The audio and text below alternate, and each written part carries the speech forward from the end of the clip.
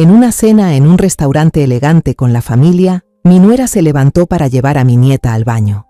De repente, una anciana de rostro aterrador se me acercó a escondidas y me metió una bolsita de tela roja en la mano mientras susurraba: «Pida un taxi y huya de aquí con su hijo, si no quiere convertirse en un sacrificio». Aterrada, jalé a mi hijo para irnos y me quedé helada al ver lo que había dentro de la bolsa. Pero antes de continuar, revisa si ya te suscribiste al canal y comparte en los comentarios desde dónde nos estás viendo. Nos encantaría saber hasta dónde llegan nuestras historias de venganza. Ese día empezó como cualquier otro día normal. Estaba colocando el último huevo estrellado en el plato cuando unos bracitos me abrazaron por la cintura desde atrás. «Buenos días, abuelita». Era Araceli, mi nietecita. Me giré y le acaricié la cabeza. Gabriel, mi hijo, también acababa de bajar. Me dio un beso rápido en la mejilla, una costumbre que tenía desde pequeño y que nunca cambió. «Buenos días, mamá», dijo, pero con un tono algo apagado. Lo observé bien. Se veía un poco pálido, con unas ojeras leves que delataban una noche sin dormir. «Últimamente no he dormido nada bien», se quejó mientras se sentaba a la mesa. Bianca, su esposa, fue la última en bajar. Como siempre, apareció con un vestido de oficina elegante, el cabello recogido en un moño alto, proyectando una imagen activa y profesional. Me sonrió, una sonrisa perfecta y cordial. «Gracias por el desayuno, suegra», dijo, pero solo tomó un vaso de jugo de apio verde turbio y le dio un sorbo. De repente, anunció con entusiasmo: «Esta noche vamos a cenar afuera todos juntos. Acabo de cerrar trato con un cliente muy importante en el centro. Hay que celebrarlo». Dijo que ya había reservado mesa en un restaurante lujoso en la azotea, como una notificación, no una invitación, sin dejar lugar a rechazos. Esa noche, camino al restaurante, Bianca no dejaba de hablar sobre su trabajo en el Centro de Recuperación Energética. Hablaba con pasión sobre sus clientas que habían recuperado el equilibrio y la confianza gracias a sus terapias de meditación y sanación. Gabriel iba al volante, conduciendo en silencio. De vez en cuando asentía, pero por el espejo retrovisor pude ver claramente lo hundidos que estaban sus ojos y el cansancio que cargaba. El restaurante estaba en la azotea de un rascacielos, con vista panorámica de Guadalajara, que brillaba como una galaxia en la tierra. La cena transcurrió con alegría. A mitad de la comida, Araceli, jugueteando, derramó su jugo de fresa sobre su vestido blanco. Bianca suspiró.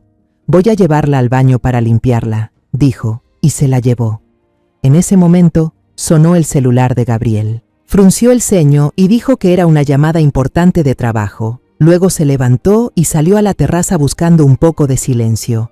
Me quedé sola en esa enorme mesa, y entonces, desde detrás de una gran columna de mármol, salió una mujer. Vestía ropa vieja, desteñida, totalmente fuera de lugar en ese entorno lujoso, pero lo que me dejó sin aliento fue su rostro. Una cicatriz larga y profunda le cruzaba la mejilla hasta la barbilla, levantándole un lado de la boca de forma perturbadora. Caminó directo hacia mí, sin titubear. Su mirada era urgente y desesperada. Los comensales en las mesas cercanas comenzaron a notar la escena. Murmuraban. Un mesero la vio y se apresuraba a acercarse. La anciana actuó rapidísimo. Me metió en la mano, por debajo de la mesa, una bolsita de tela roja, vieja y desgastada. Su mano era helada y huesuda, tocaba mi piel como una rama fría. Se inclinó hacia mí y susurró con una voz áspera y apurada, justo al lado de mi oído, cada palabra clavándose como un cuchillo en mi falsa tranquilidad. «Llame un taxi y saque a su hijo de aquí ahora mismo si no quiere que sea el sacrificio». Justo cuando el mesero llegó y me preguntó amablemente: «Señora, ¿necesita algo?». La anciana se dio la vuelta y se fue rápido hacia la salida de emergencia, desapareciendo en la oscuridad antes de que nadie pudiera reaccionar. Me quedé helada. El corazón me latía con fuerza en el pecho. Esa advertencia fantasmal no dejaba de retumbar en mi cabeza. Sin pensarlo más, me levanté de inmediato. Le dije al mesero que no me sentía bien y salí apresurada a buscar a Gabriel. Lo encontré afuera. Acababa de apagar un cigarro. Su cara lucía agotada bajo la luz amarilla. No dije una sola palabra. Solo le agarré la mano con fuerza y lo jalé. Vámonos, Gabriel, ahora mismo. Él se sorprendió y se notaba algo molesto. ¿Mamá? ¿Qué pasa? No respondí. Simplemente lo arrastré hasta el estacionamiento. Lo empujé al asiento del conductor y cerré la puerta de golpe. Bajo la fría luz fluorescente del estacionamiento, abrí la bolsa roja con manos temblorosas.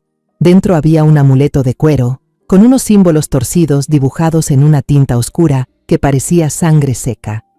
Le conté todo lo ocurrido a Gabriel, con la voz entrecortada por el miedo. Él escuchó, frunciendo el ceño al principio, pero al final de mi relato soltó una carcajada. Su risa resonó en el silencio del estacionamiento. Sonaba extraña, ajena. «Ay, mamá, estás exagerando», dijo, intentando contenerse. Seguramente era alguna mendiga que se inventó un truco nuevo para sacar dinero. En estos lugares lujosos a veces se cuela gente así. Estás cansada y estás imaginando cosas.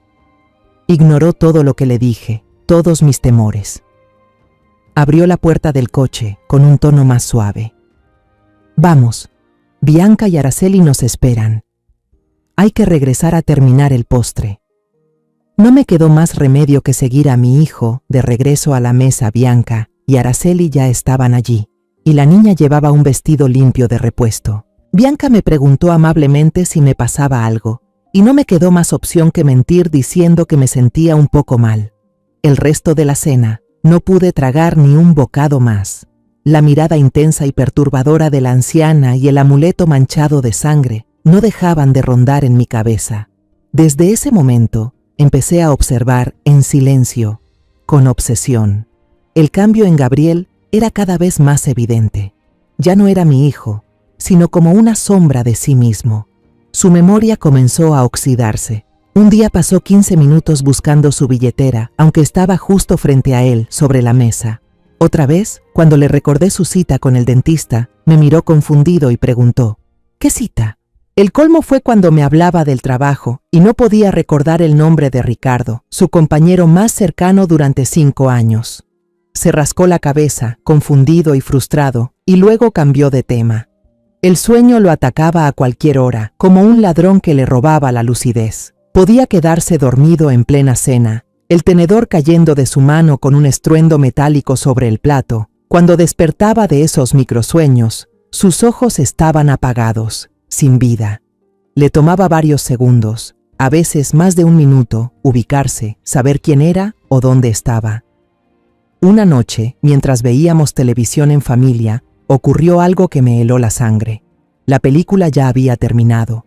La pantalla estaba completamente negra y solo se reflejaban tenuemente nuestras siluetas en el sofá. De pronto, Gabriel soltó una risa baja, como un susurro ronco, una risa seca, sin alegría. Estaba mirando fijamente la pantalla negra y reía. «¿De qué te ríes, Gabriel?», pregunté, intentando sonar tranquila. Se sobresaltó y volteó, con una expresión de niño sorprendido haciendo algo prohibido. «¿Eh? ¿Qué dijo mamá?». De verdad no sabía lo que acababa de hacer. En medio de todo esto, Bianca parecía la esposa perfecta. No paraba de expresar su preocupación por la salud de Gabriel. Cada noche, antes de dormir, le preparaba con sus propias manos una infusión de hierbas. Ese té era oscuro como el lodo, con un olor terroso, a raíces y tierra mojada. «Es una fórmula exclusiva de limpieza energética del centro», me explicó. «Lo ayuda a liberar la energía negativa y a dormir mejor». Insistía en que Gabriel no debía tomar ningún otro medicamento.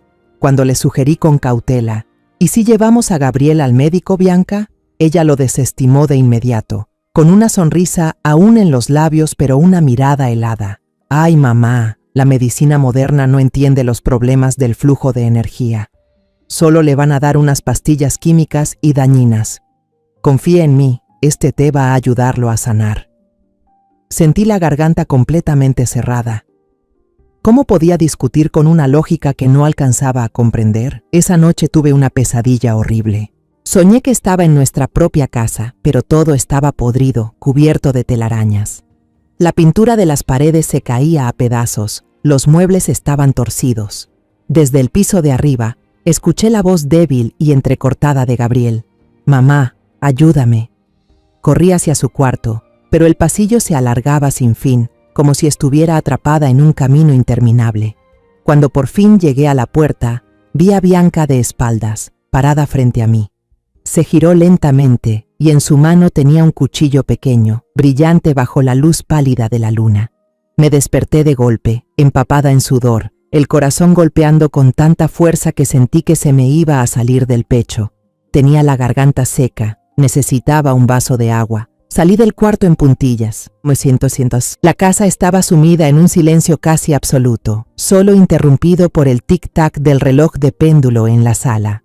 Al pasar frente al cuarto de mi hijo y su esposa, noté que la puerta estaba entornada, dejando una pequeña rendija abierta. Iba a seguir de largo hacia la cocina, pero un sonido me hizo detenerme. Era la voz de Bianca, pero no hablaba en español. Era una serie de sonidos repetitivos, guturales, con unos siseos extraños que jamás había escuchado. No sonaba como un idioma, sino como un conjuro antiguo. Un escalofrío me recorrió la espalda, pero la curiosidad pudo más. Contuve la respiración y me acerqué con cuidado a la puerta, mirando por la rendija. Una luz tenue y parpadeante salía del interior. Era la llama de una única vela negra colocada en el suelo. Y bajo esa luz, la escena que vi me dejó helada. Bianca estaba arrodillada. Llevaba una túnica negra que le cubría de pies a cabeza, haciéndola parecer una sombra sin forma. Frente a ella había una pequeña estatua de madera oscura. Tenía forma humana, pero sus brazos y piernas eran anormalmente largos. Y lo más aterrador era su cabeza, completamente lisa, sin ojos, sin nariz, sin boca. Un rostro vacío, sin expresión. A su lado, en la cama grande, Gabriel dormía profundamente. Estaba acostado boca arriba, los brazos a los lados, inmóvil como un tronco, sin saber nada del ritual macabro que ocurría a unos pasos de él. Un olor fuerte y desagradable se coló por la rendija, golpeándome la nariz. Era el olor acre de cera quemada, mezclado con un leve tufo metálico, olor a sangre. Retrocedí de inmediato, tapándome la boca con ambas manos para contener el grito que amenazaba con salirme del pecho. Di un paso atrás, luego otro, con cuidado de no hacer ni el más mínimo ruido. El piso de madera crujía como si quisiera delatarme. Me giré y corrí a mi habitación como una fugitiva. Cerré con llave temblando. El clic del cerrojo resonó seco en medio de la noche silenciosa. Me acurruqué en la cama hasta que los primeros rayos del amanecer se filtraron por la ventana. Ya no pude dormir. El susurro siniestro de Bianca y la imagen perturbadora de la estatua sin rostro seguían taladrándome la mente. Todas las piezas sueltas encajaban ahora en una imagen completa y espantosa, lo supe con certeza. La advertencia de la anciana en el restaurante no había sido una locura de una mendiga. Era verdad. A la mañana siguiente, bajé a la cocina con las piernas pesadas como plomo, tratando de empezar un nuevo día como si nada hubiera pasado. Mi mano temblaba levemente al dejar el plato de huevos sobre la mesa, pero esperaba que nadie lo notara. Bianca bajó las escaleras, extrañamente radiante, casi resplandeciente. Su energía contrastaba completamente con la decadencia de mi hijo. Tarareaba una melodía alegre y luego se volvió hacia mí, con una voz dulce. «Mamá, ¿durmió bien?» Asentí con la cabeza, sin atreverme a mirarla a los ojos, temiendo que pudiera leer el horror y el asco que sentía. Gabriel bajó tambaleándose como un sonámbulo, con unas ojeras que ahora se habían vuelto de un tono morado oscuro. Se dejó caer sobre la silla y apoyó la cabeza en la mesa, con el cabello todo alborotado.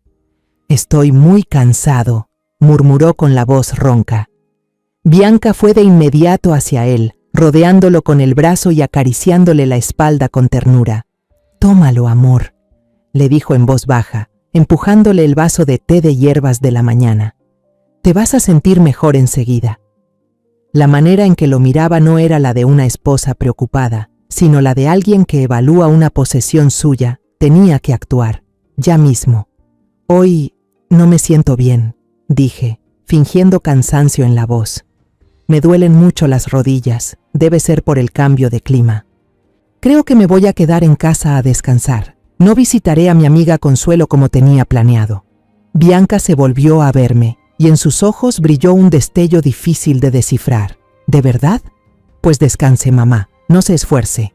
Su preocupación era perfecta en cada detalle, pero yo sabía que, en el fondo, estaba celebrando. Mi plan había comenzado. Me senté en el sofá de la sala, fingiendo leer una novela vieja, pero mi mente y mis oídos estaban tensos como una cuerda de violín, atentos a cada ruido en la casa. Primero fue el sonido de Gabriel encendiendo el auto, el motor sonando débil y alejándose, llevándose consigo una parte del alma de mi hijo. Aproximadamente 1 hora después, escuché a Bianca arriba animando a Araceli. «Apúrate, mi amor, vamos a llegar tarde a la escuela». Luego los pasitos apurados de la niña, y la puerta principal cerrándose de golpe. Corrí a la ventana y levanté ligeramente la cortina. Me quedé inmóvil, conteniendo la respiración, esperando hasta que el auto plateado de Bianca desapareció al final de la calle. La casa ahora era solo mía. El silencio lo cubría todo, pero no era un silencio de paz, sino el de un depredador conteniendo el aliento. Era un silencio pesado de secretos horribles. Respiré hondo para llenarme de valor y subí las escaleras. Mi mano se apoyaba en el pasamanos, sentía que los huesos me iban a fallar. Cada escalón era una carga, llevándome más cerca de una verdad que quizás no quería enfrentar. Frente a la puerta del dormitorio de mi hijo y su esposa, dudé por un segundo. Una culpa me invadió, la culpa de alguien que invade lo ajeno. Pero entonces la imagen de Gabriel, agotado, sin alma, y los susurros de Bianca en la noche me empujaron. Ya no tenía opción. Empujé la puerta y entré. La habitación estaba ordenada hasta un punto que daba frío. Las sábanas perfectamente dobladas. En la pared, una foto enorme de su boda. Mi Gabriel en la imagen se veía tan feliz, con una mirada llena de alegría y esperanza. La sonrisa radiante de Bianca al lado suyo ahora me apuñalaba como un pedazo de vidrio. Empecé a buscar, abrí el armario, hurgando entre la ropa cara de Bianca. Revisé cada cajón, revisé debajo de los papeles sobre su escritorio. Nada parecía fuera de lugar, solo había facturas, contratos y libros sobre energía positiva. Mi instinto de madre me susurró algo. Me arrodillé y miré hacia el oscuro espacio bajo la cama. Al principio solo vi polvo y unas cajas viejas de zapatos, pero al fijarme bien en el rincón más profundo, pegado a la pared, vi otra cosa, una forma oscura. Me tiré al suelo helado, estirando el brazo lo más que pude, y por fin mis dedos temblorosos lograron tocarlo. Lo saqué. Era una caja de madera oscura, antigua, con la superficie desgastada por el paso del tiempo. No tenía candado, solo un pestillo de bronce ya ennegrecido. Mis manos temblaban tanto que casi no podía abrirlo. Al final se soltó. La tapa se abrió y dejó ver lo que había dentro. Todo estaba ordenado, justo como lo había sospechado y temido. Primero, una estatua sin rostro, envuelta en un trozo de terciopelo negro. Cuando quité la tela, un aire frío salió de ella. Su cuerpo de madera era liso y helado al tacto, tan frío que daba escalofríos. La cabeza vacía parecía mirarme, succionando hasta el último rincón de mi valor. Luego, un amuleto de tela roja. Era idéntico al que me había dado la anciana, solo que este parecía un poco más nuevo. Saqué el otro del bolsillo para comparar, eran iguales como 2 gotas de agua, desde la tela gastada hasta los símbolos extraños dibujados con tinta oscura. Al lado había una vela negra, a la que le quedaba solo la mitad. La cera derretida se había escurrido por toda la base de estaño, pero alrededor de la base había manchas marrón rojizas, secas y quebradizas. Yo sabía que eso no era cera, era sangre, y al fondo de la caja había una libreta de cuero, sin título.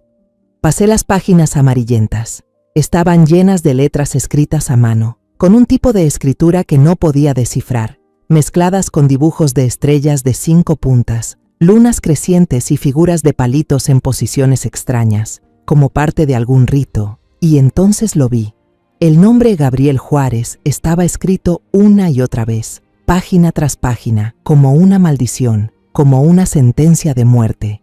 Al lado de su nombre había fechas y símbolos que no entendía. Volví rápido a las primeras páginas y vi otros nombres, todos desconocidos, pero todos estaban tachados con una línea roja brutal. No lloré. El miedo se había endurecido dentro de mí, convirtiéndose en una determinación fría. Las lágrimas no servían de nada en ese momento.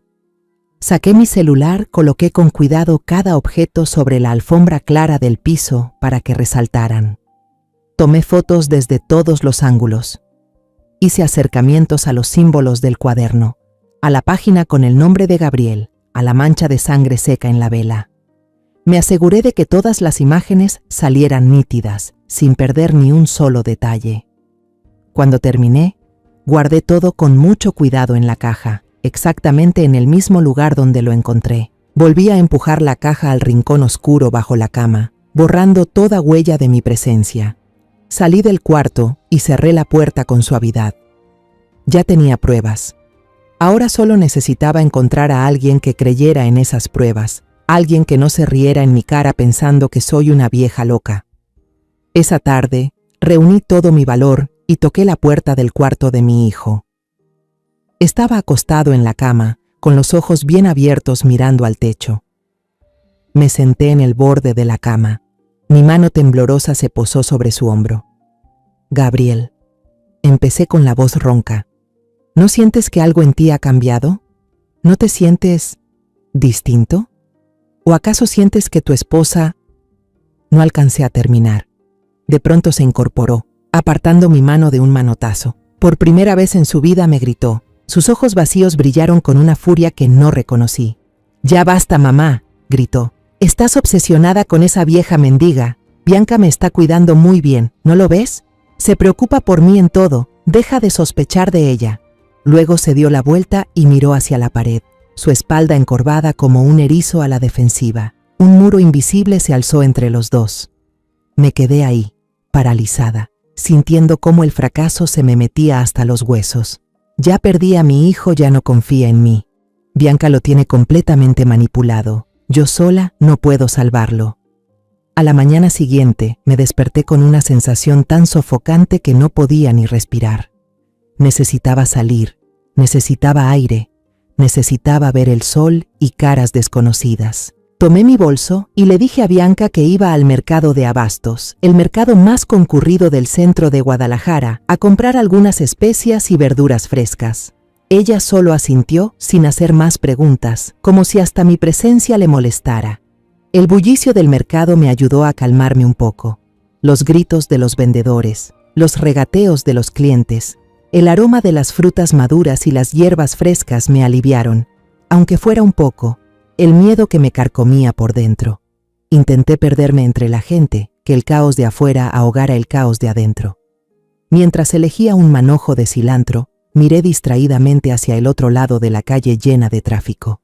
Mis ojos se detuvieron, sin querer, en una farmacia pequeña y antigua. Una mujer acababa de salir de ahí. Llevaba una bata vieja y un pañuelo descolorido que le cubría casi todo el cabello entrecano.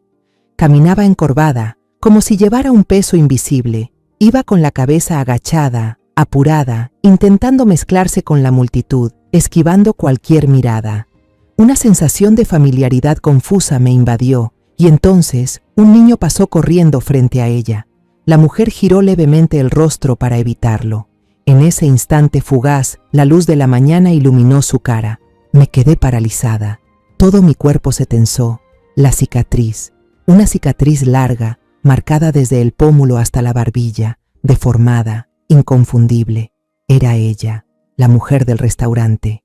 Mi corazón pareció detenerse un segundo, y luego empezó a latir con fuerza, tan fuerte que podía oírlo retumbar en mis oídos. Esperanza, miedo y una urgencia absoluta se encendieron en mí. No pensé en nada. Solté el cilantro que tenía en la mano. El bolso se deslizó de mi hombro. Varios tomates maduros rodaron por la acera y fueron aplastados por los pasos apresurados de la gente. No me importó. Crucé la calle corriendo, ignorando los autos que pasaban. Escuché bocinazos detrás de mí, frenos chirriando. No oía nada. Solo veía una cosa: la espalda encorvada de esa mujer. La alcancé justo cuando doblaba por una calle más angosta y menos transitada. «Señora, por favor, espere», grité con la voz entrecortada. Estiré el brazo y agarré con fuerza la manga desgastada de su abrigo. Ella dio un respingo y se volteó de golpe. Sus ojos mostraban un pánico absoluto, como un animal acorralado. Intentó zafarse, con voz temblorosa, apenas audible. Se equivoca de persona. Por favor, suéltame. No, no me equivoco, le dije más fuerte, con voz baja, casi rogando, temerosa de que desapareciera otra vez. Soy yo, la mujer del restaurante, mi hijo. Lo que usted dijo, todo era verdad. Por favor, necesito su ayuda. Necesito saber por qué. La mujer se quedó quieta. El miedo en su mirada fue dando paso a una duda y luego a un reconocimiento doloroso. Me miró a los ojos llenos de lágrimas y quizá vio en ellos una desesperación tan auténtica que no podía ser fingida. Miró alrededor, con desconfianza, como si en cualquier momento pudiera aparecer un enemigo. No dijo nada más. Me tomó del brazo y me jaló. Pero no hacia la calle principal, sino hacia un callejón angosto, oscuro, encajado entre dos edificios viejos. El olor a humedad y basura me golpeó la nariz, pero no me importó. Ella me estaba llevando a un lugar seguro. El callejón nos llevó a la parte trasera de otra calle. Se detuvo frente a una cafetería que se veía descuidada, con una puerta de madera desgastada y una cortina que cubría completamente la ventana, aislando el interior del ruido del mundo exterior. Me miró, con voz aún seca por la emoción, y dijo: «Entra, aquí nadie nos va a prestar atención». La anciana empujó la pesada puerta de madera, y una campanita oxidada colgada arriba sonó con un timbre seco y solitario. Dentro del café, la oscuridad lo envolvía todo, con un aire espeso de café tostado hasta quemarse mezclado con el olor fuerte del tabaco. Ese lugar parecía existir fuera del mundo exterior, como un refugio para almas cansadas. Solo había un par de ancianos absortos en un tablero de ajedrez, sumidos en su propio mundo, sin siquiera levantar la vista cuando entramos. El dueño, con un bigote espeso, estaba tras la barra. Apenas nos saludó con un leve movimiento de cabeza antes de volver a limpiar un vaso con desgano. La anciana me llevó a la mesa más escondida del rincón, detrás de una gran columna, desde donde podíamos ver todo el lugar sin que nadie notara nuestra presencia. Se sentó frente a mí, eligiendo instintivamente una posición con la espalda hacia la puerta, como si fuera parte de una vieja costumbre de vigilancia. «Un café negro sin azúcar», le dijo al mesero. Yo, demasiado confundida y nerviosa, con la garganta seca, apenas pude murmurar: «Un vaso de agua, por favor». El mesero trajo las bebidas y se fue enseguida. La anciana sostuvo la taza de café entre las manos. El vapor la envolvía como una niebla que ocultaba un rostro marcado por el dolor. No bebió de inmediato, solo se quedó en silencio, con esos ojos profundos clavados en mí. En su mirada no solo había un miedo endurecido por el tiempo, sino también una furia contenida y una tristeza infinita. La tristeza de quien ha perdido lo más valioso de su vida. No me atreví a interrumpirla. Sabía que estaba luchando con los fantasmas del pasado, decidiendo si debía abrir otra vez una herida que nunca cerró. Me quedé callada, con las manos entrelazadas sobre la mesa, esperando. Finalmente, dejó la taza sobre el plato con un clac seco que rompió el silencio. Habló con una voz baja y ronca, como si llevara demasiado tiempo guardando lo que estaba a punto de decir. Le juré al alma de mi nieta que nunca volvería a hablar de esto. Pero si su hijo está a punto de convertirse en el siguiente, entonces callar sería un crimen.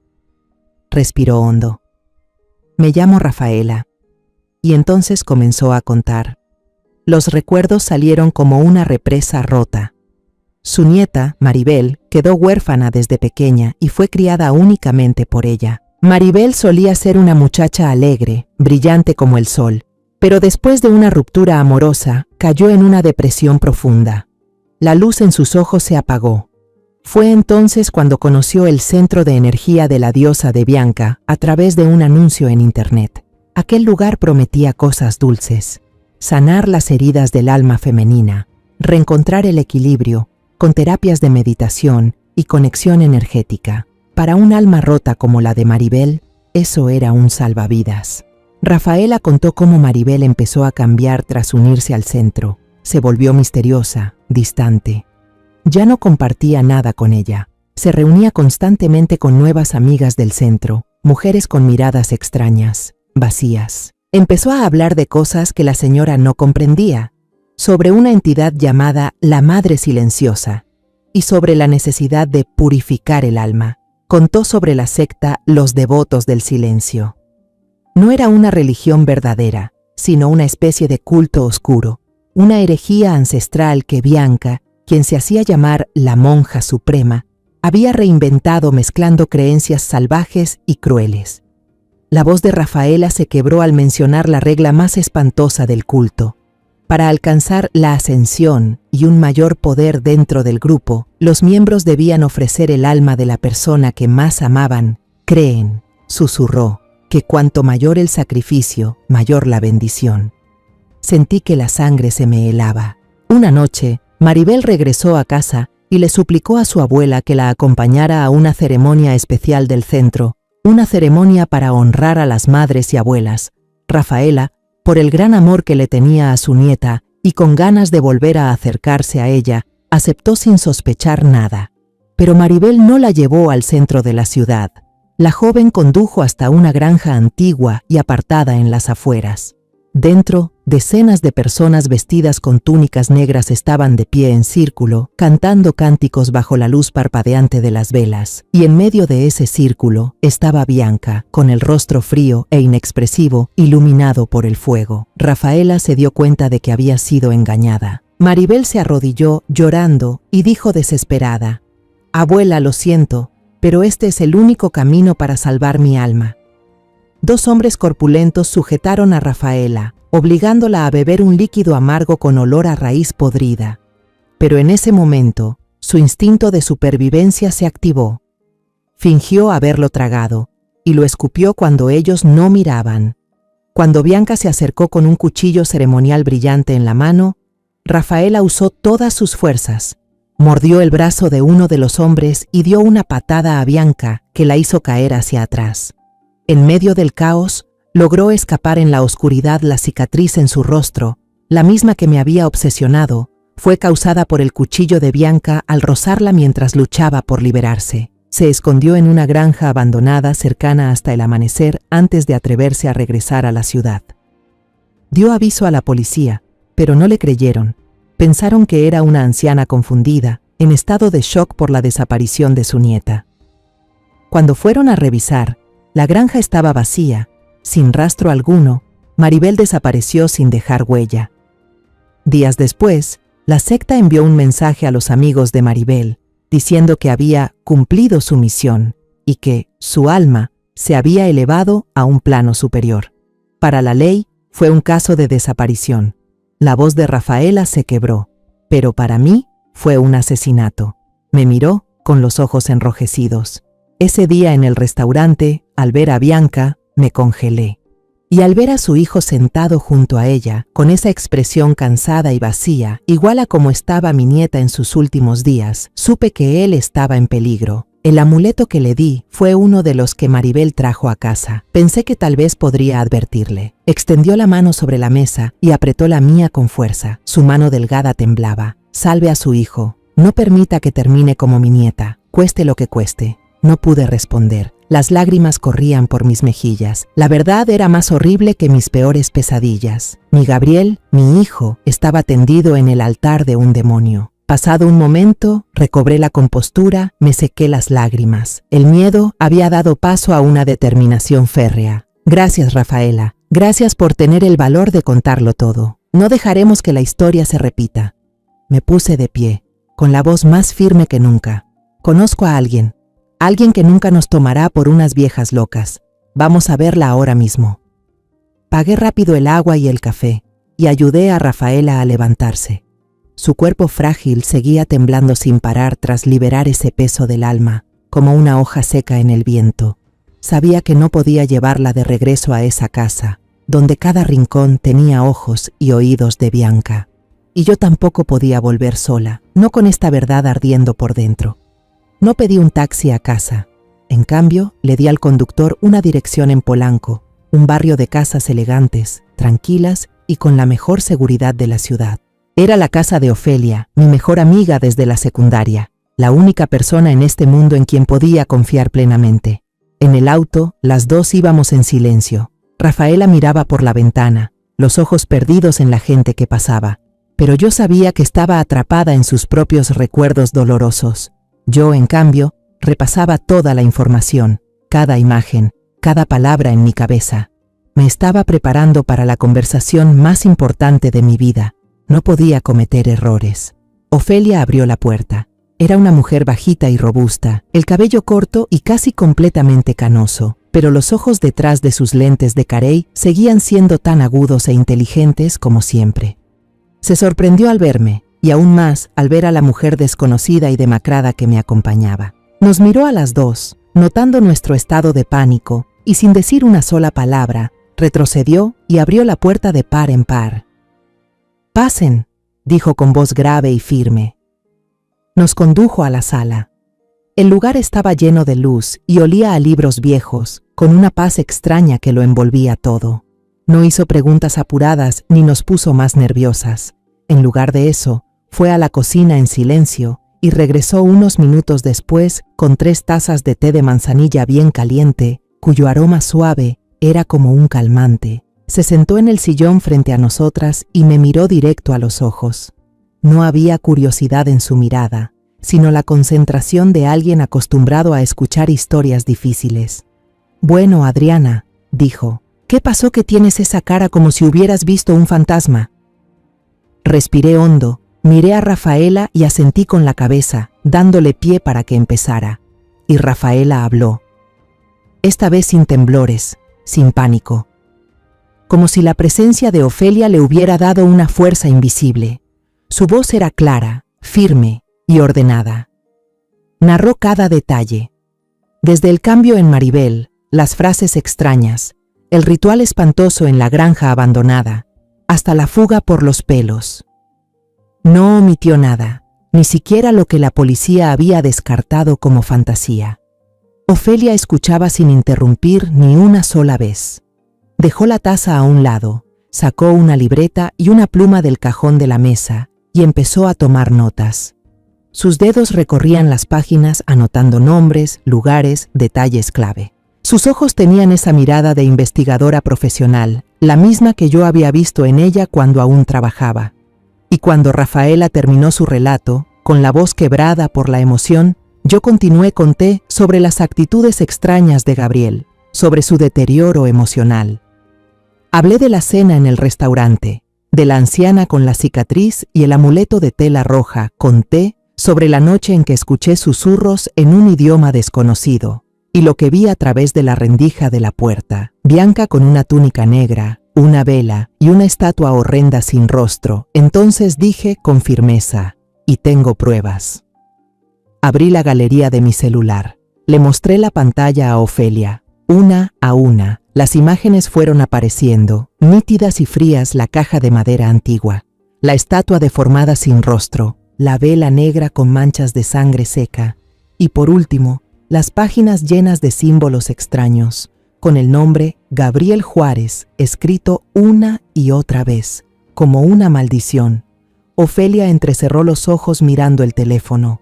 No solo estaba viendo, estaba analizando. Usó los dedos para ampliar cada imagen, examinando con detalle desde los signos en el cuaderno hasta la textura de las manchas de sangre seca. Su rostro se volvió cada vez más serio. La calma con la que empezó se desvaneció, y en su lugar apareció una expresión de gravedad aterradora. Cuando le mostré todas las fotos, Ofelia se recostó en la silla y guardó silencio por unos segundos. En la habitación solo se oía el tic-tac constante del reloj de péndulo en la pared, cada sonido como si marcara la cuenta regresiva para mi hijo. Entonces habló, con una voz firme y helada, cada palabra como un martillazo. Esto no es una superstición, Adriana. Esto es una organización criminal con métodos, que se aprovecha de la fe para manipular y hacer daño, la sangre en las velas y los nombres tachados en el cuaderno. Dios mío, Adriana, estás viviendo bajo el mismo techo que un monstruo. No dudó ni un segundo. Se levantó y caminó con paso decidido hacia el teléfono fijo en la esquina del cuarto. Marcó una serie de números conocidos sin mirar la agenda. Habló por teléfono con un tono completamente distinto, directo y lleno de autoridad. La voz de una comandante. «Santiago», habla Ofelia. «Necesito que vengas a mi casa ahora mismo. Trae el equipo de grabación. Tengo un caso muy serio». Colgó y se dio vuelta para mirarnos a mí y a Rafaela, que seguíamos sentadas, inmóviles, en el sofá. «Vendrán enseguida», dijo con una voz más suave, pero igual de firme. «Ellos son una unidad especializada en este tipo de casos. A partir de ahora estarán a salvo». Menos de 20 minutos después, un sedán negro sin ningún distintivo policial se detuvo silenciosamente frente a la casa de Ofelia. Se abrió la puerta del auto y entró un hombre de unos 40 años con camisa de cuadros y jeans. Tenía un porte fuerte, ojos penetrantes bajo unas cejas pobladas y un rostro extrañamente sereno, una calma propia de alguien acostumbrado a enfrentarse con los rincones más oscuros de la sociedad. Ofelia lo presentó como el agente especial Santiago Rivas. Santiago no venía solo. Lo seguía una joven analista llamada Elena. Llevaba un blazer profesional y traía consigo una laptop y una grabadora especializada. Su expresión era concentrada y seria. Santiago nos estrechó la mano a Rafaela y a mí. Su apretón fue firme, transmitiéndome una sensación de confianza. Nos miró directo a los ojos y habló con una voz grave pero cálida y con autoridad. «Gracias por confiar en nosotros. Por favor, cuenten todo de nuevo con el mayor detalle posible. Cada detalle, por pequeño que sea, puede ser la clave». Elena colocó la grabadora sobre la mesa de centro y la luz roja se encendió. Santiago empezó la entrevista, aunque no se sentía como un interrogatorio. No era como los policías que Rafaela había conocido antes, esos que la miraban con desconfianza. Él escuchaba, de verdad escuchaba, con una paciencia y concentración absolutas. Hacía preguntas muy específicas, directas al punto. «Señora Adriana, ¿recuerda exactamente qué idioma hablaba doña Bianca? ¿A qué sonaba? ¿Algún sonido característico?». Luego se giró hacia mí. «¿Los símbolos del cuaderno le resultan familiares? ¿Los ha visto antes, quizá en libros o en objetos decorativos?». Entonces hizo una pregunta que me estremeció. Además de su hijo, ¿vio a doña Bianca tener contacto cercano o comportamientos extraños con alguien más? ¿Había alguien que frecuentara la casa de forma inusual?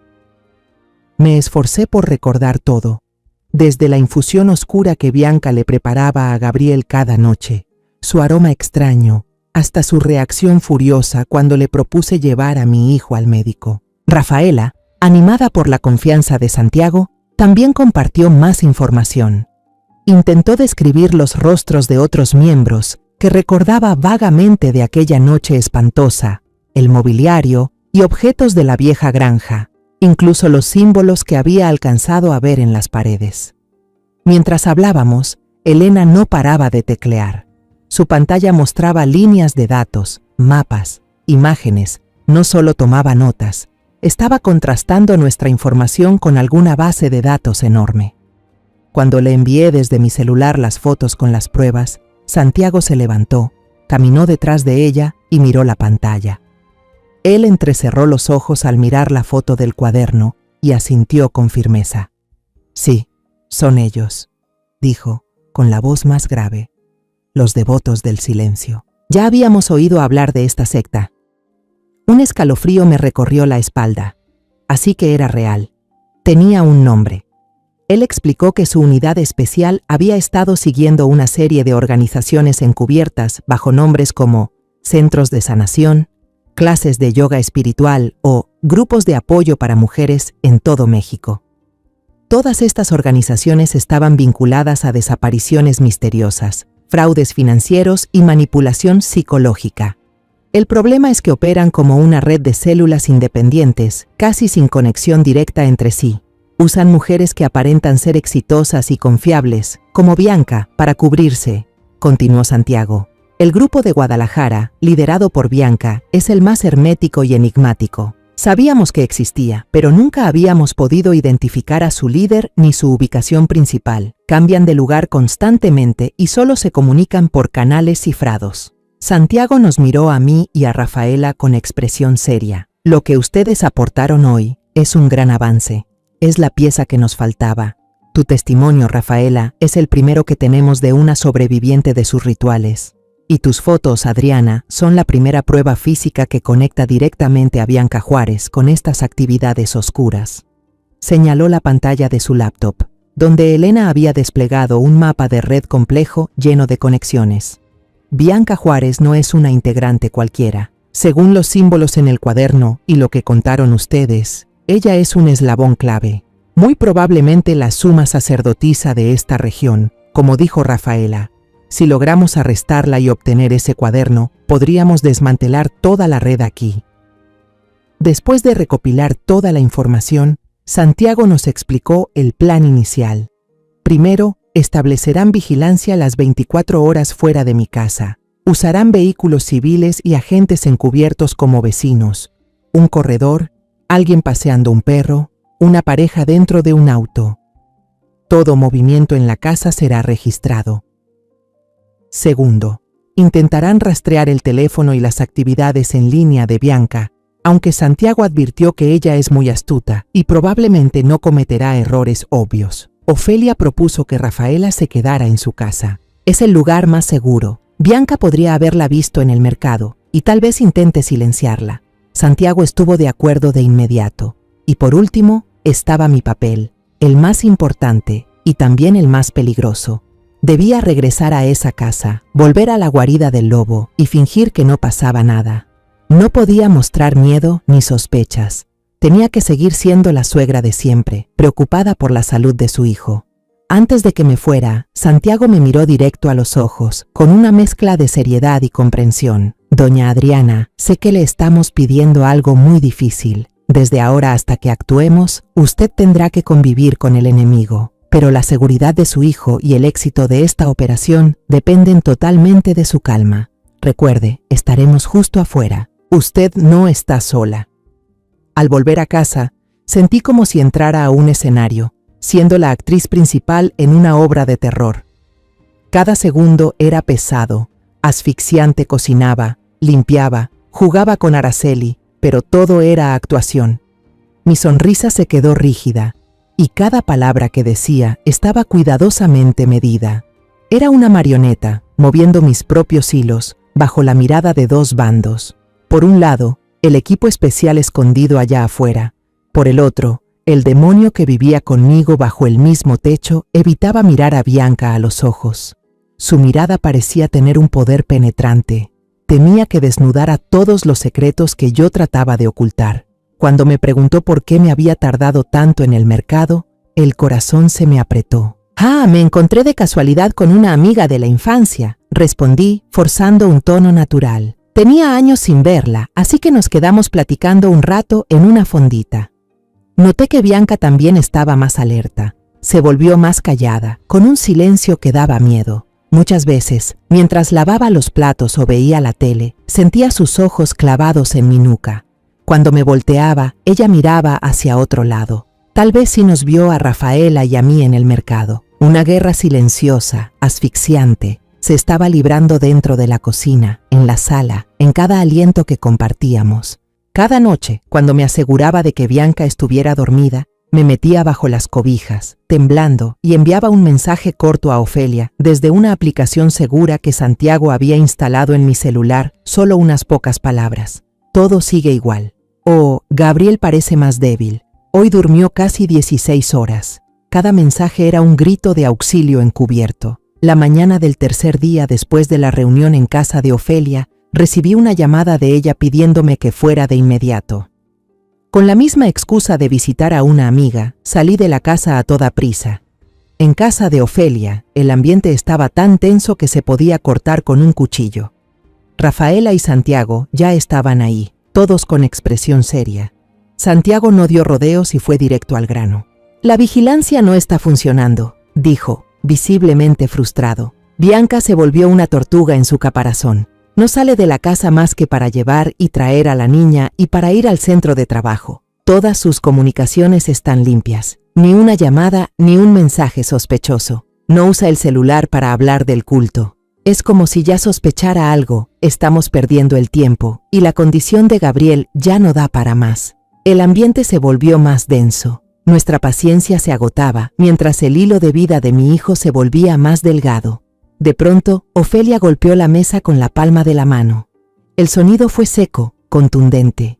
Si la zorra no sale de su cueva, hay que hacer que salga. Miró a Santiago, luego a mí. No podemos quedarnos esperando a que ella dé el paso. Tenemos que obligarla a moverse. Todos fijamos la vista en ella. Ofelia continuó, con una voz filosa como navaja.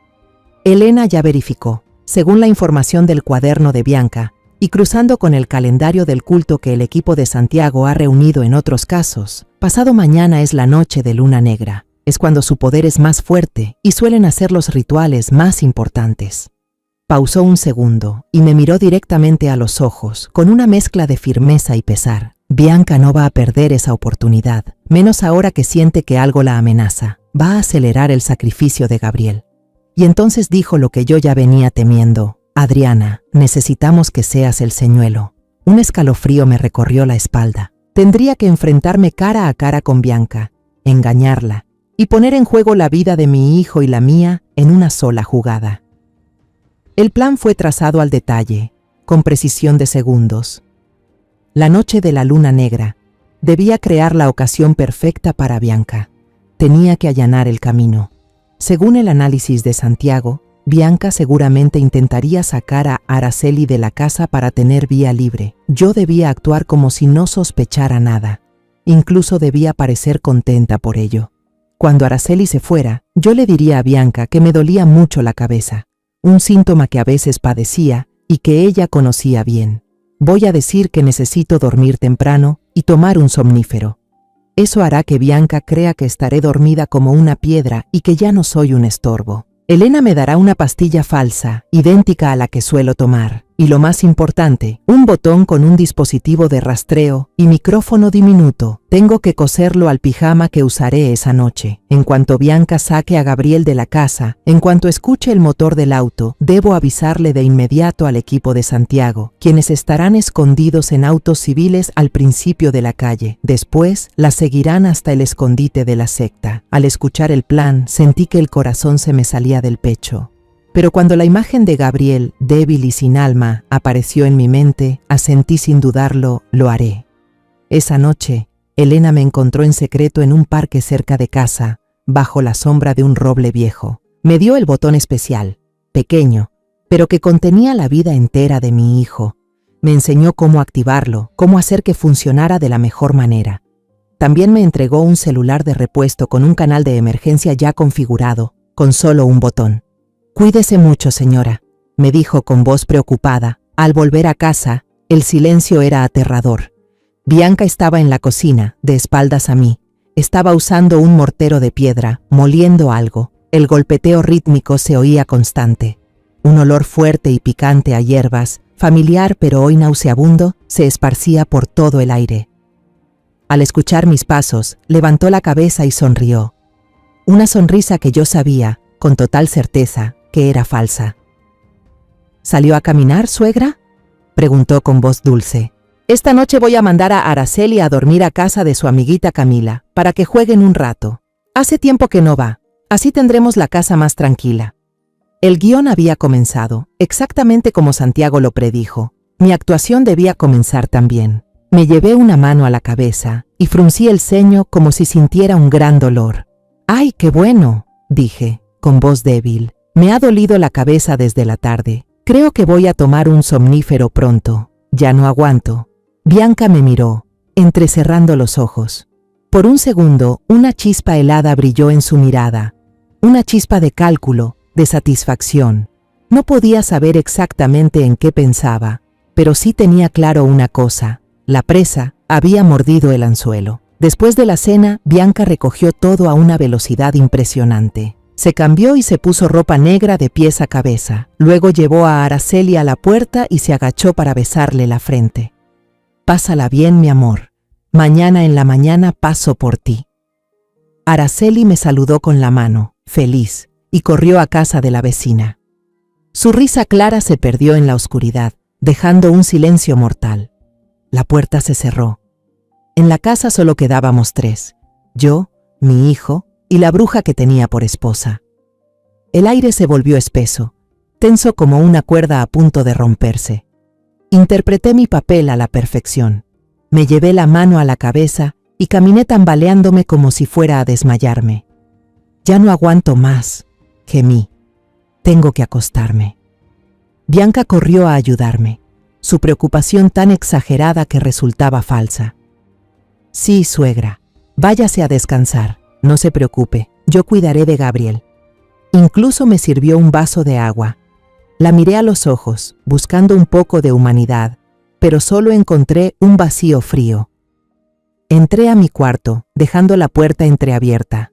Saqué la pastilla tranquilizante, falsa que Elena me dio, y me la tomé justo cuando Bianca pasaba frente a la puerta, echando un vistazo para asegurarse. Luego me acosté, me tapé completamente y comencé a fingir que respiraba profundo y parejo, como alguien que ya está dormido. Pero debajo de las cobijas tenía los ojos bien abiertos, clavados en la oscuridad. Todo mi cuerpo estaba tenso, el corazón me latía con fuerza en el pecho. Todos mis sentidos estaban al máximo. Podía escuchar hasta el sonido más mínimo, el tic-tac del reloj en la pared, el crujido del suelo de madera cuando alguien pasaba, el silbido suave del viento fuera de la ventana. Aproximadamente una hora después, escuché a Bianca susurrarle algo a Gabriel en la habitación de al lado. No entendí lo que ella decía, solo era un murmullo bajo, como un conjuro, pero escuché claramente la voz de mi hijo respondiéndole con un tono monótono, sin alma. Sí, mi amor. Está bien, ya entendí. Parecía un robot recibiendo órdenes. Alrededor de las 11 de la noche, cuando la oscuridad ya era densa y espesa, oí la puerta de su habitación abrirse. Luego, pasos. Unos ligeros, los de Bianca otros, pesados, arrastrándose por el suelo, los de Gabriel. Bajaban las escaleras. Esperé 5 minutos más. 5 minutos que se sintieron como un siglo, para asegurarme de que se habían ido. Luego me deslicé fuera de la cama con cuidado. Pegué la oreja a la puerta, escuchando. Cuando oí el motor del auto de Bianca encenderse y salir del garaje, saqué de inmediato el teléfono de repuesto que tenía escondido bajo la almohada. Presioné enviar al único mensaje que ya había redactado para Santiago. Ya se fueron. Sin perder un segundo, me quité el pijama y me puse la ropa oscura que ya tenía preparada. No salí por la puerta principal, sino que me escabullí por la parte trasera, crucé el jardín a oscuras y corrí hasta el final de la calle, donde un viejo camión de reparto, sin nada llamativo, estaba estacionado bajo un árbol. La puerta trasera del vehículo se abrió en cuanto me acerqué. Santiago extendió la mano y me ayudó a entrar. Dentro del camión no había paquetes, sino un centro de monitoreo móvil, con pantallas y equipos electrónicos parpadeando. Elena estaba sentada frente a una pantalla grande, con audífonos profesionales puestos. Me saludó con un leve asentimiento, con una mirada tensa y concentrada. «Ya tenemos señal del botón de su blusa», dijo Elena, señalando un punto rojo que se movía en el mapa digital. «Y el audio está claro». El camión arrancó suavemente, manteniendo una distancia prudente del vehículo de Bianca. Me senté en el asiento del copiloto, mirando fijamente la pantalla, con el corazón encogido. Elena me pasó un segundo audífono. Segundo. Escuché la voz de Bianca. Estaba recitando esos hechizos en ese idioma horrendo para Gabriel, con un tono hipnótico, imperativo. Mi hijo no decía nada, solo se escuchaba su respiración entrecortada, pesada. El auto de Bianca no se dirigía al centro de la ciudad, sino que tomaba rumbo hacia las afueras, una zona desolada con campos abandonados y caminos de tierra llenos de baches. El cielo estaba completamente oscuro, sin estrellas, una noche de luna nueva. El punto rojo en el mapa se detuvo en un terreno amplio, en medio del cual había una estructura parecida a una mansión antigua, abandonada desde hace mucho tiempo, que se alzaba como un monstruo en la oscuridad. Otros autos ya estaban estacionados bajo los árboles cercanos. «Ya llegaron», dijo Santiago por el radio. «Todos a sus posiciones». Nuestro camión se detuvo a una distancia segura. Agentes vestidos de negro, armados, salieron en silencio de los otros vehículos, moviéndose como sombras, rodeando la zona por completo. Santiago me entregó unos binoculares de visión nocturna. Quédese en el camión, la seguridad es lo más importante. A través de los binoculares, las imágenes difusas en la oscuridad se hicieron claras. En un verde fantasmal vi una escena que me perseguirá por el resto de mi vida. Unas 20 personas vestidas con túnicas negras formaban un gran círculo frente a la mansión. En el centro había un altar de piedra antigua, con un círculo dibujado con un líquido oscuro que yo sabía perfectamente que era sangre. Bianca guiaba a Gabriel, que ahora solo llevaba una túnica blanca y delgada, hacia el centro del círculo. Sus ojos estaban cerrados, su rostro inexpresivo, como un sonámbulo caminando hacia su ejecución. Bianca comenzó el ritual. Ella gritaba con fuerza unos conjuros, y la multitud los repetía como un coro macabro. Sus cánticos retumbaban en la noche silenciosa de luna negra.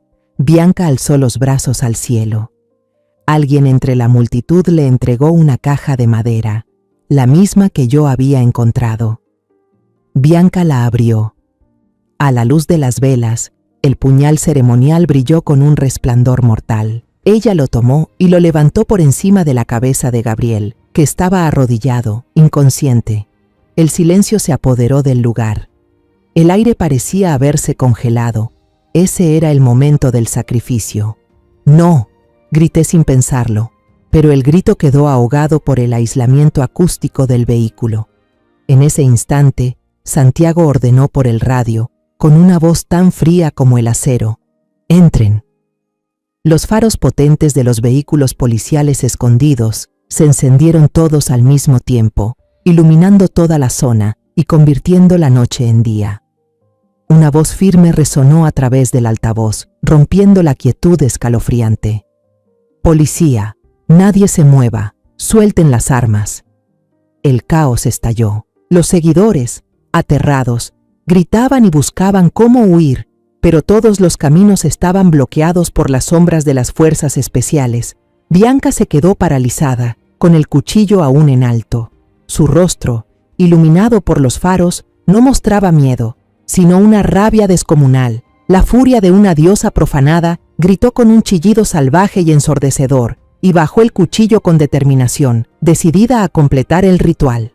Pero un agente alcanzó a acercarse justo a tiempo y le dio un golpe brutal en la muñeca con su bastón. El cuchillo salió volando y se clavó en el suelo. 2 agentes más la derribaron y la esposaron de inmediato. Al perder el control de Bianca, Gabriel se tambaleó como un muñeco sin cuerdas y cayó al suelo, inconsciente. Los paramédicos que ya estaban preparados corrieron hacia él. Lo subieron a una camilla y lo llevaron de urgencia.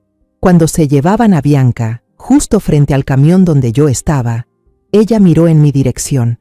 Aunque no podía verme en la oscuridad, sentí que sabía que yo estaba allí.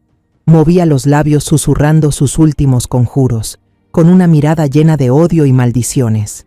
La oscuridad densa de esa noche de luna negra fue seguida por un resplandor violento de flashes de cámaras y titulares sensacionalistas en las portadas de todos los periódicos. El caso de la secta de la Luna Negra sacudió a todo México. El rostro bello pero gélido de Bianca apareció en todos los canales, ya no como una respetada experta en energía, sino como la sacerdotisa suprema de un culto salvaje. En los días caóticos que siguieron, mientras yo velaba a Gabriel en el hospital, Santiago me contó la magnitud real del crimen que habíamos ayudado a destapar.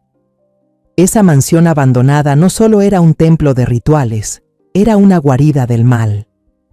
En el sótano rescataron a 5 mujeres jóvenes más, que estaban retenidas en condiciones físicas y mentales deplorables. Eran sacrificios de reserva, o miembros que habían intentado escapar y fueron recapturadas, torturadas tanto psicológica como físicamente. Los cuadernos que encontraron revelaron verdades aún más repugnantes. Esa organización no solo practicaba rituales oscuros, también obligaba a las mujeres crédulas que acudían al centro de Bianca en busca de sanación a participar en actividades inmorales para recaudar fondos para la secta. Cientos de libretas con listas de miembros, montos de ofrendas y calendarios de ceremonias fueron incautadas, convirtiéndose en pruebas irrefutables. Con todas esas evidencias, junto con los testimonios contundentes míos, de Rafaela, y de las víctimas rescatadas, el juicio se llevó a cabo con rapidez. Bianca, junto con los cabecillas principales, fue condenada a cadena perpetua por una larga lista de delitos: intento de homicidio, privación ilegal de la libertad, difusión de cultos oscuros, fraude y organización de actividades que atentaban contra la integridad física de otras personas. El día que se dictó la sentencia, vi a Rafaela romper en llanto, pero ya no eran lágrimas de dolor, sino de liberación por el alma de su nieta. Gabriel despertó en el hospital después de 2 días en coma. Abrió los ojos, me miró y luego miró el techo blanco con desconcierto. No recordaba nada sobre la noche de luna negra, ni sobre los meses de confusión que había vivido. Su último recuerdo era una mañana cualquiera, preparándose para ir al trabajo. Los doctores dijeron que había sido afectado por una droga alucinógena y altamente debilitante del sistema nervioso, mezclada hábilmente en los tés herbales de Bianca. Durante un largo tiempo, su cuerpo necesitaría tiempo para desintoxicarse y su mente aún más para sanar por completo. Un mes después del juicio, decidí vender la casa en Guadalajara. Ya no era un hogar, sino una tumba que guardaba recuerdos aterradores. Cada rincón, cada objeto me recordaba a Bianca, sus susurros y la imagen de mi hijo apagándose poco a poco. Usé todos mis ahorros de toda la vida para comprar una casita encantadora en el pueblo de Zapopan, cerca de un bosque de pinos tranquilo. Quería que los 3, mi nieta, mi hijo y yo, pudiéramos vivir en un lugar limpio, donde el aire no oliera más a mentiras y maldad. Quería que empezáramos de nuevo. Gabriel fue recuperándose poco a poco. Asistía con regularidad a sus terapias psicológicas. Al principio, hablaba muy poco, pasaba horas en silencio, mirando por la ventana. Pero con el tiempo, comenzó a abrirse de nuevo. Empezó a hablar de su trabajo, de planes para el futuro. Lo más importante, pasaba más tiempo con Araceli, como si intentara compensar los meses en que la había descuidado sin querer. Nunca olvidaré una tarde en que yo estaba sentada en el porche, tejiendo un suéter a medio terminar. Vi a Gabriel construyendo un castillo de arena con Araceli en el patio. Ella reía a carcajadas cuando Gabriel, torpemente, tiró una de las torres. Y entonces, por primera vez en muchos meses, muchísimos meses, Gabriel sonrió. Una sonrisa de verdad, cálida, radiante y ya no vacía.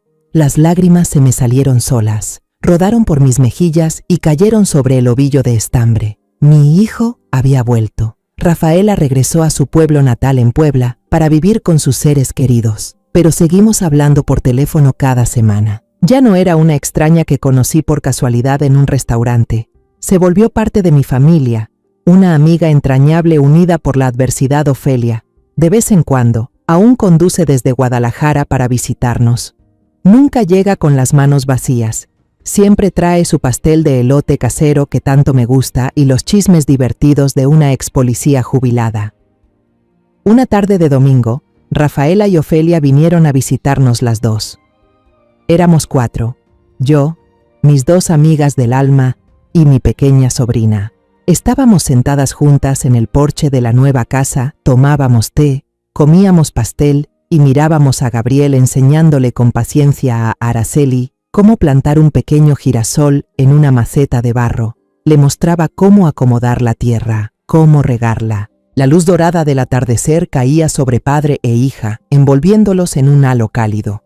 Rafaela estiró la mano, tomó la mía y la apretó suavemente. Lo logramos, Adriana. Sonreí y asentí. Las lágrimas volvieron a asomar, pero esta vez eran de felicidad. La tormenta ya había pasado. La oscuridad pudo haber intentado tragarnos, pudo haber dejado cicatrices que jamás sanen del todo, pero al final, la luz del amor familiar y la valentía de unas mujeres comunes triunfó. Y frente a mis ojos, una nueva vida estaba siendo sembrada, prometiendo un futuro brillante, siempre mirando hacia el sol.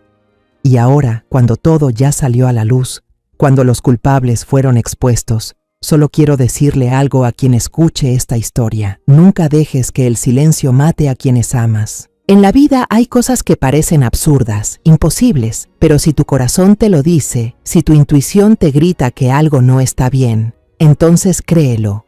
Ser madre no es solo amar a un hijo, es también atreverse a cruzar el miedo para protegerlo. Incluso cuando todo el mundo te da la espalda, la verdad a veces se esconde tras las máscaras más perfectas, y para arrancarlas hay que pagar con lucidez, firmeza y amor incondicional. Los nombres y lugares en esta historia han sido cambiados para proteger la identidad de quienes estuvieron involucrados. No contamos esto para juzgar, sino con la esperanza de que alguien escuche y se detenga a reflexionar. ¿Cuántas madres están sufriendo en silencio dentro de su propia casa?